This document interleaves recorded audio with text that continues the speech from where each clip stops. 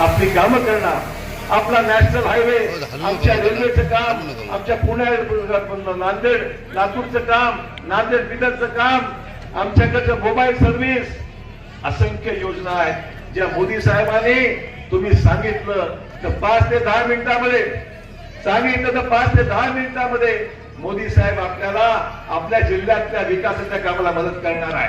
पण खासदार विरोधी पक्षात बसून शिव्या देणारा खासदार आम्हाला नकोय. आम्हाला मोदी साहेबांना मदत करणारा खासदार पाहिजे.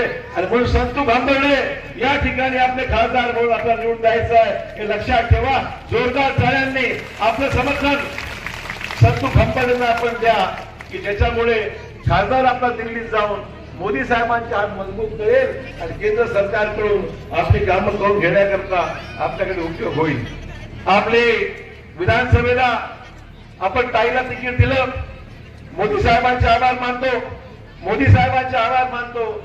आपले नवीन उमेदवार जो मतदारसंघ शंकरराव चव्हाण साहेबांनी सांभाळला, जो मतदारसंघ अशोक चव्हाणांनी लढवला एवढा वर्ष, आता त्या मतदारसंघामध्ये पुढची जबाबदारी आपल्या सर्वांच्या आशीर्वादाने श्रीजया सांभाळणार आहे. श्रीजयाच्या माध्यमातून आपण या मतदारसंघाला एक नवीन तरुण सुशिक्षित जाणकार ऍडव्होकेट असलेला हा ठिकाणी उमेदवार आपल्याला आपण निवडून आणायचा आहे.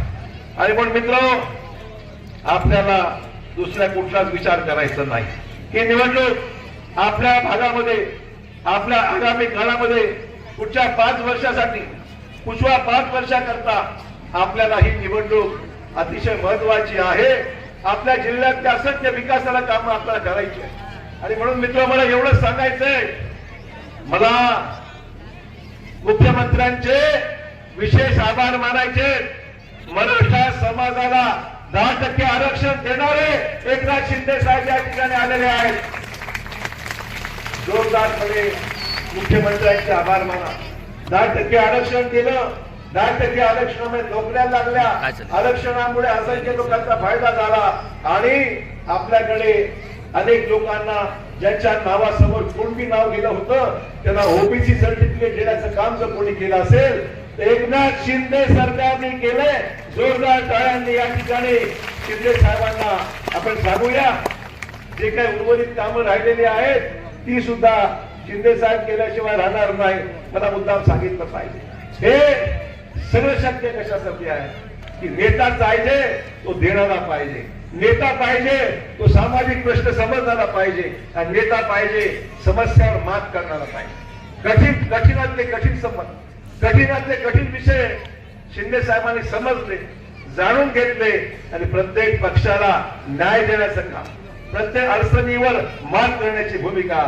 आणि वेळ पडल्यास आपली तलवार शिवाजी महाराजांनी ज्या पद्धतीने लढले त्या पद्धतीने एकनाथ शिंदे साहेब वैचारिक लढाई महाराष्ट्रामध्ये लढत आहे. ते मला मुद्दाम सांगायचं आहे.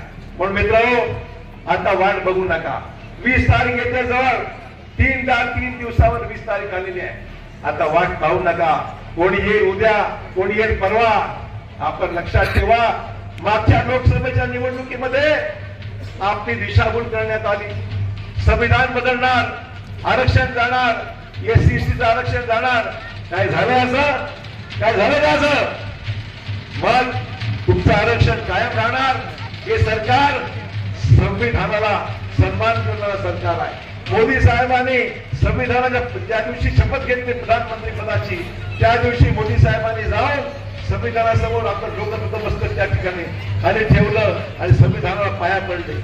ते संविधान सुरक्षित आम्ही ठेवू, त्या संविधानाप्रमाणे वागू, SC/ST आरक्षण कायम ठेवू आणि मराठ्यांना न्याय देऊ, ओबीसी न्याय देऊ आणि सर्वांना सोबत घेऊन आम्ही काम करू. अशा प्रकारची आपल्याकडून आपण विनंती आहे. आपण साथ द्या, आपण आशीर्वाद द्या आणि महायुती सरकारला निवडून द्या. जय हिंद, जय महाराष्ट्र.